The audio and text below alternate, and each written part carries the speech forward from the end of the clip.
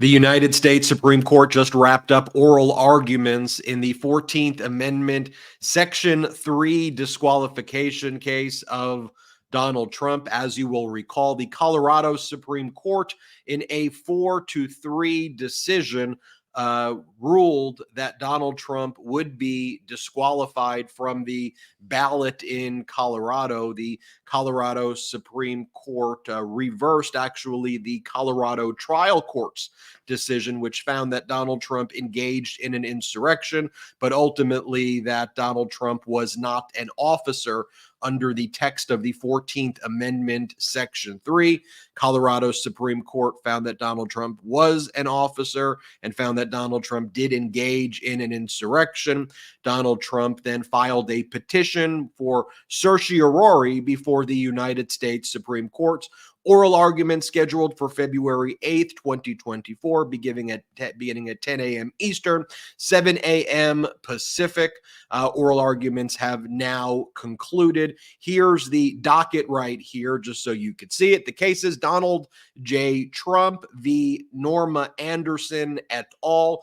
The organization called CREW were helping a number of individuals, most of whom were Republican voters who actually brought the initial disqualification petition against Donald Trump.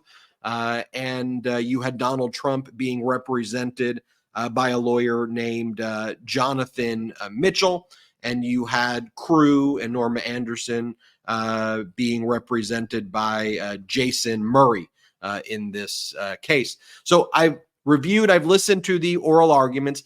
I want to give you what my predictions are, but let's just go through what went down. So Trump's lawyer went first, and let's pull up the 14th Amendment, Section 3, so we could basically give the thrust of what Donald Trump's lawyer is arguing. Trump's lawyer is arguing that 14th Amendment, Section 3 is not self-executing because it requires Congress to remove, or it allows Congress to remove a disability, or to remove declaring somebody an insurrectionist. And so the overall argument that was being made by Trump's lawyer, and the main argument, is that this is not a self-executing statute, that, in other words, states, Secretary of States, they can't on their own make a ruling that declares a candidate ineligible for federal office. And the argument is that the 14th Amendment expanded federal power, limited states' power. So why would you have something like Section 3 that expands state power in an overall constitutional amendment, the 14th Amendment, Section 3, that actually expands state power and limits federal power? Just reading the text right here, you see disqualification from holding office. Let's just remember what the 14th Amendment, Section 3 says in the United States Constitution. And remember, this is a Reconstruction era statute following, a Reconstruction era amendment following the Civil War and the experiences related thereto. It says no person shall be a senator or representative in Congress, or elector of president and vice president, or hold any office, civil or military, under the United States or under any state, who, having previously taken an oath as a member of Congress or as an officer of the United States or as a member of any state legislature or as an executive or judicial officer of any state to support the Constitution of the United States, shall have engaged in insurrection or rebellion against the same, or given aid or comfort to the enemies thereof. But Congress, by a vote of 2/3 of the House, may remove such a disability. Let's keep that up there. And the argument about why it's not self-executing by Trump's lawyer is this has this provision here that Congress may, by a vote of 2/3 of each House, remove such disability. And so therefore, it's ultimately up to Congress, that this is something that should not be reserved to states. One of the other arguments by Trump's lawyer, as well, an oral argument, is that that Donald Trump is not, or a president is not, when Trump was in office, was not, or somebody seeking the presidency, that the presidency is not an officer, is not an office. within the meaning right here of Section 3. And the historical argument is that that this specific provision was trying to deal with state level officials and others, and this was not specifically focused on the office of the presidency, even though, I think if you read it, it seems to pretty much say that, or as an officer of the United States, as a catch-all. There were previous drafts of this constitutional amendment that actually had the terms president and vice president in there, but that language was ultimately removed. And the argument about why a president or vice president is an officer, but the language is removed, is because the amendment says, or other officer, and that was supposed to be a catch-all. The other side of the argument by Trump's lawyer in this is that, well, they specifically removed president and vice president from the final text on purpose because they were not considering that to be an officer. Those were the arguments basically being made there. I'll tell you, the Supreme Court seemed to have a lot of concerns about a slippery slope argument, that if you allow one state to declare somebody an insurrectionist and make them ineligible, could other states then do the same thing? And why would the drafters of the 14th Amendment, Section 3, create a amendment or create a provision in the Constitution that could create chaos if one state finds something about this person's ineligible and another state finds somebody is eligible and another state finds this person ineligible? And couldn't there be a slippery slope and devolve into chaos? It seemed that that's what the Supreme Court overwhelmingly, whether it was a 8-1 basis or a 7-2 basis, seem to have the most concerns about. For example, what would happen if Texas and their Secretary of State and their proceedings found a candidate that they didn't like to be ineligible, and they found them to be an insurrectionist, and then as a result disqualified that candidate from Texas? And what if you had a different result in Iowa and New Hampshire and California and Florida? And would it be this kind of race towards disqualification? Let me give you my view about it. The only judge who I think really nailed it was Justice Ketanji Brown Jackson, the justice who President Biden appointed, the only Biden appointee on the bench. Because what she fundamentally kept on going back to is that we're talking about an insurrection here. She was really the only justice saying that. And what it seems, the elephant in the room that other justices, though, weren't discussing, is what went down on January 6th, that January 6th was an insurrection.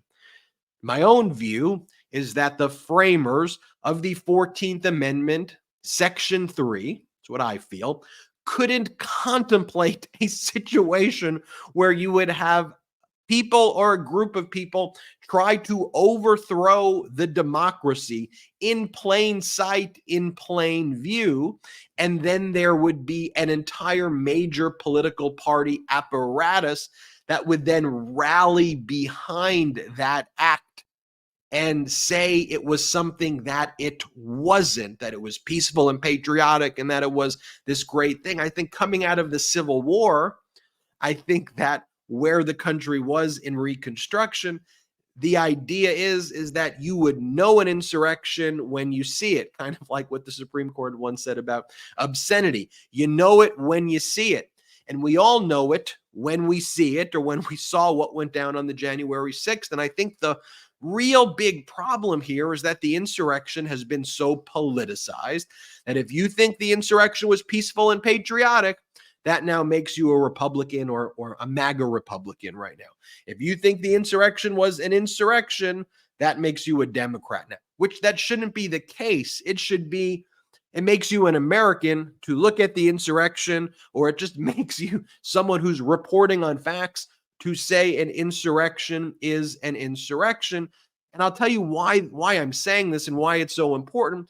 Because the whole point of this slippery slope argument is, well, wouldn't this allow Texas to make somebody ineligible and Florida to make somebody else ineligible? Why are we giving these states the rights to do that? We're talking about an insurrection here, and it should be universally accepted that insurrectionists shouldn't be on the ballot, frankly, in all states. But states should say, we don't want someone who tried to overthrow democracy to be on the ballot in our states.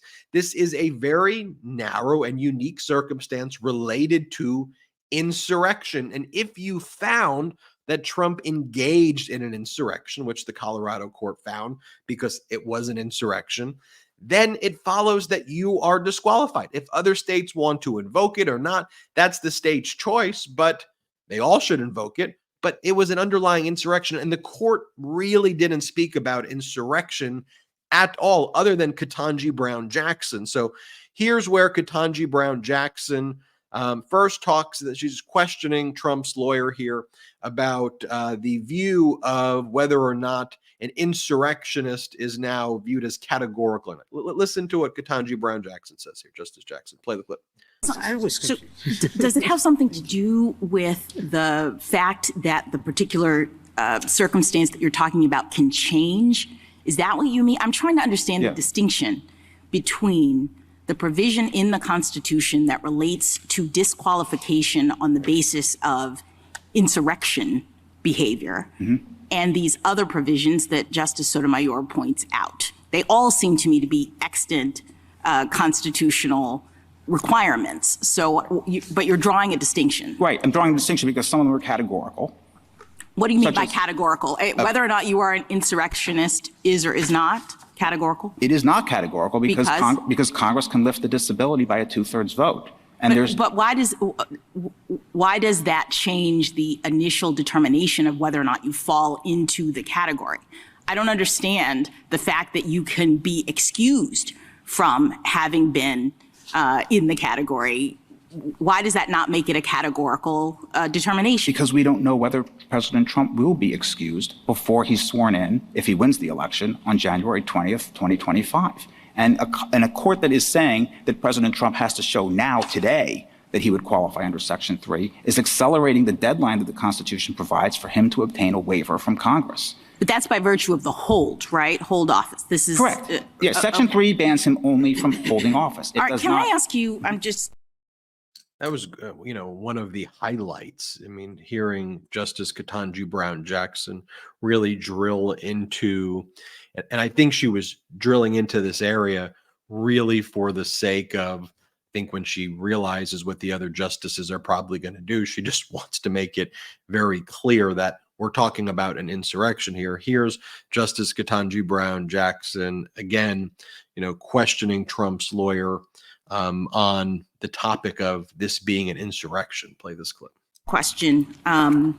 The Colorado Supreme Court concluded that the violent attempts of the petitioner's supporters in this case to halt the count on January 6th qualified as an insurrection as defined by Section 3. And I read your opening brief to accept that those events counted as an insurrection, but then your reply seemed to suggest that they were not. So what is your position as to that? We never accepted or conceded in our opening brief that this was an insurrection. What we said in our opening brief was President Trump did not engage in any act that can plausibly be characterized as insurrection. All right, so why would this not be an insurrection? What is your argument that it's not? Your reply brief says that it wasn't because I think you say it did not involve an organized attempt to overthrow the government. So that's one of many reasons. But for an insurrection, there needs to be an organized, concerted effort to overthrow the government of the United States through violence.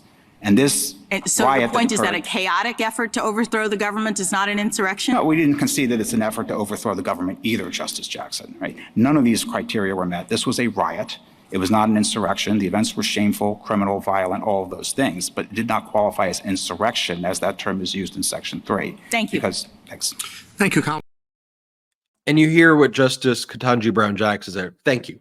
And she said that because she just wanted that to be on the record, that that's what the position that was being advocated for by Trump's lawyer was. And to me, that's kind of what was missing from all of the other justices and almost everyone else other than Ketanji Brown Jackson.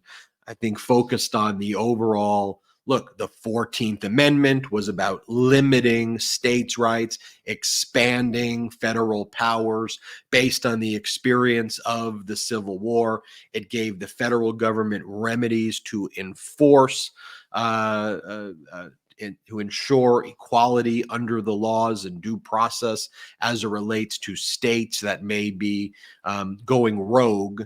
So the other justices, and they got there for different reasons, but ultimately said, why would you have a Section 3 in there that increases states' powers to do whatever the heck it wants for disqualification if the overall purpose of the 14th Amendment was to do the opposite? And I think that the easier answer, which wasn't really touched upon, because we're just talking about an insurrection. We're talking about overthrowing American democracy right now. And that's why that provision was in there. In these rare circumstances where someone's trying to overthrow the results, this should be something that we all rally around and agree with right there. So that's what you got right there. I want to share with this to you right now because this just occurred. And after that, you have Donald Trump saying that this was a insurrection that was caused by Nancy Pelosi. Here, play this clip. And morally responsible for provoking the events of the day. He doesn't say that anymore. So let me just tell you that I heard and I watched, and the one thing I'll say is they kept saying about what I said right after the insurrection. Because I think it was an insurrection caused by Nancy Pelosi. This was an insurrection, if it was an insurrection, which there were no guns, there were no anything except for the fact that they shot Ashley Babbitt. Somebody from the police force shot Ashley Babbitt. So unnecessary, so sad. So as I was recording this, that clip just took place moments ago. But so then you have Donald Trump basically contradicting his lawyer and saying it is an insurrection, but it was from Nancy Pelosi. That's where we're at. And that's why these justices need to take what's going on very seriously, because if they think for a moment that that deranged individual you just saw is not going to go after them, is not going to attack them, is not going to destroy them in their perched ivory towers as they're debating, these issues. Oh, well, do you think this? No, this is a crazy madman who engaged in an insurrection trying to overthrow a democracy. I think that the drafters of that constitutional amendment thought that we'd all be able to look at that and go, yeah, that's ridiculous. That's criminal. That's a traitor right there. And the fact that you have a political party rallying around that, whatever the heck that is so deeply disturbing. My prediction, it'll be a 7-2 ruling reversing the Colorado Supreme Court. I think the Colorado Supreme Court decision will be overturned. I think Trump will be allowed to be on the ballot, having heard all of the arguments. But the American people are going to be able to look at what you just saw and make a determination. I'm Ben Meiselas. This is the MeidasTouch Network. Hit subscribe. Let's get to 3 million subscribers and have a great day.